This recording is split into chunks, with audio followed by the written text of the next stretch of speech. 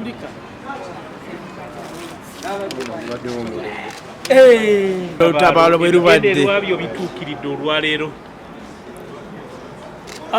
Bismillahi rahmani rahim. Alhamdulillahi rabbil alamin. Arrahmani rahim maliki yawmiddin. Iyyaka na'budu wa iyyaka nasta'in.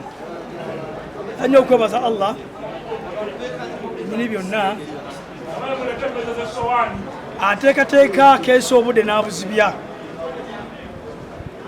Janyo kwebaza Allah olunaku lyansobozesa ne ngenda mu Kampala ku muzikiti ne nsala ejjuma nga bwe kyali ekirooto kyange.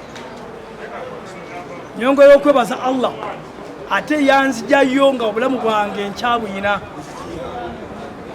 kubanga kyali kikulu, kyali kya bbeeyi okuvayo ng'obulamu bwe obusigazizza. Njanya okwebaza ennyo nnyini ddala bannamawulire abasobodde okutuusa message gye mwafuna message eyange neebuna eggwanga lyonna oba ensi yonna. Mwebale nnyo bannamawulire, mwebale nnyo, mwebale ddala. Ekigambo kyange sinnaba kikyusaamu, tekiriimu butemu yadde butujju. Saagala omuntu anfune bubi nti ebirowoozo byange n'endowooza yange temulimu butemu, temuli butujju. Wabula mbuuza ng'omukulembeze akiikirira abantu b'e Lwengo oba ng'omusiraamu omugundiivu mu busiraamu nti ebintu by'obusiraamu ebitundibwa etteeka eribitunda obuyinza abujjawa? Ye property z'obusiraamu ezitwalibwa oziguza abantu 6 obuyinza obuguza abantu 6 abujjawa? Era okola endagaano ng'erimu ennyongeza ereese omutawana mu nteekateeka z'obusiraamu bwa Uganda ne ssente ezaagulwa ne zituuka okwacumuleetinga okutuuka obuwumbi 19 nga si baatunda mu ttaka kyava ku magoba, ng'ate ennyongeza ekoonagana ne Kulaane ne mu constitution y'obusiraamu nti omukulembeze yonna ayenyigira mu kintu kyonna ekikoonagana ne Kulaane agiba mu bukulembeze n'ateekebwa ebbali. Ako nako kayingome kali mu constitution. Naye nze mbuuza ki? Ngamba mukama wange His Eminence nakati nkimuddamu ekinnyambye nti ennaku z'omwezi 3 bataddewo General Assembly nange mwentuula. Kale osanga ebigambo byange wali nabibuuza mu bantu abamu tebaali bamubo ne baali basiraamu. Naye kati ngenda bitwa mu General Assembly ng'omukiise. Simanyi oba kkooti eŋŋaanya ogendayo naye mpudde kkooti eŋŋamba nti siteekeddwa kusaalimbira ku muzikiti okuggyako biseera bya sola. Naye ate ffe obusiraamu butugamba butya? Essaawa 11:45 12 subui nsobola okusaalira kkooti Kampala, sobola banzikiriza okusaala. Dhuuli saa 7 nina okusaala kkooti Kampala. Asubiri magaribi ne ishaayi esola meka? Kati ekyokusaalimbirawo siri idol. Kwesigenda okubeera idol tijja kusaalimbirawo sina mulimu gwe nkola. Naye sola banzikiriza okukola ki? So ekyo kyo mundeebaza omulamuzi abadde mu ntebe n'atunula nti esola agiwa ekitiibwa. Era nakkiriza nti Kiyimba oluwa ddembe okusaaliranga kkooti ki? Naye si kusaalimbira obusaalimbizi. So ensonga yange ku lunaku olwo ennaku z'omwezi 3 nja kgenda mu kitebe ekikulu ky'obusiraamu. Bwe banaŋŋaana nja kwekubira enduulu kubanga olw'ensonga ndi memba wa General Assembly omulonde akiika mu palamenti y'obusiraamu egenda okubeerawo etula buli mwaka. Kati omwaka guno bwe gunansoba nga situdde bannalwenga abannonda bajja basubiddwa bye banteeberezaamu okukola. So wabaddewo endowooza egamba Kiyimba agende eruzira General Assembly gye beemusanga. Ekyo tekisobose. Mukama Katonda nakyo kikoze. Nja nnyo okusiima mu nsiima zange bwekityo. Mwami Mubajje yabadde ekikkaatiriza nti byonna by'omuvunaana wali omu ku babikolera. Executive mwe natuula y'omusanvu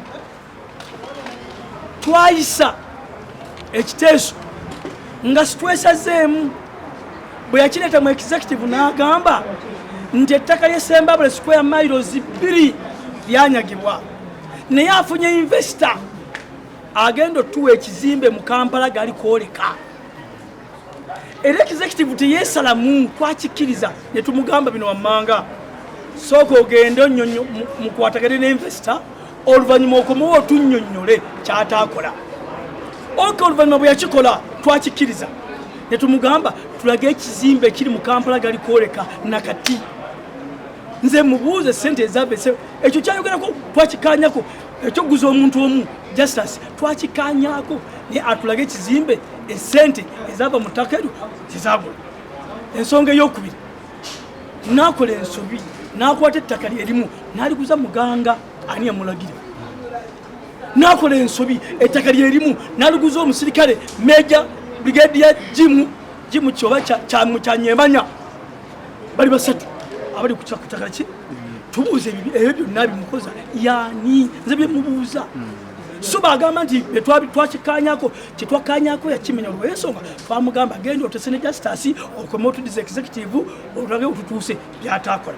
Ekyokubiri ekizimbe mu Kampala kyatugamba ogula kiri luddawa oba bino byazimba ku geeti kyazimba ku geeti ate sente ziva Bulaaya sente z'abazungu abalabu batwadde sente tuzimbe sente ne State House ebadde kola omulimu so njagala okubategeeza Mubajje nze kimanyi kyamuvunaana ekyo seekobaana naye mu nsonga zonna akutuna kintu kyonna naye ebintu byazatunda byonna kale ettaka ly'Entebbe lyagenze ennateete yiika namba bagiwaddeyo yagenze.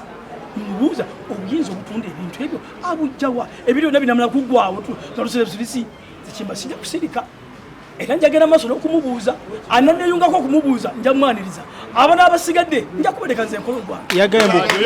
Yagambye aji mu kkooti ze ziri enguzi nezisala emisango egyo egitali ku feva ya busiraamu.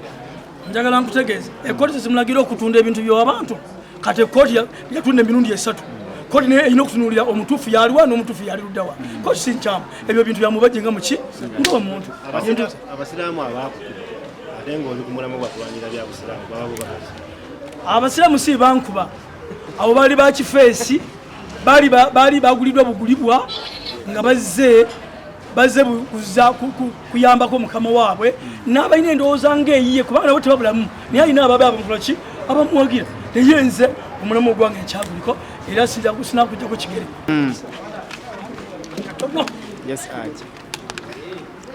Njagala nnyo okwebaza oba Jeno Kayinda otafiire Minister wa Internal Affairs ebigambo ebyayogeddwa minisita ng'ate yakulembera ebyokwerinda ndowooza Mubajje gwe yandibadde asobola okuteeka mu kkooti kubanga yamugambye nti Mubajje ebintu byoyolokako si property yo property ya busiraamu nange kyembadde njanjogera nkamange ssebo Jeno njagala okwebaza ensonga gy'okutte etuwadde amaanyi mangi era egende mu maaso tojjako kigere omusajja ono atula ebintu by'obusiraamu Vile muwedu jimuwe Assalamu alaikum warahmatullahi duweno omusajja allagwa ikima okumanya n'okutegeera amagezi duweno sa Allah emusasi alungamege n'obusiraamu egamba bwe ربنا آتنا في الدنيا حسنة وفي الآخرة حسنة يا فتاح افتح أبواب الحكمة ولون دعوة تفسير فإن كان رزق السماء فضلنا وعملا صالحا وعملا متقبلا عملا مستجابا وصلى الله على محمد وفي أسماء السلام وآخر دعوة الله مساسب amutaso bichinu amongere utafire mu kwanga lina yabude mu kigama omuntu tatekedwa ku yesu ya muti Allah sasa amala sana Muhammad wa akhiri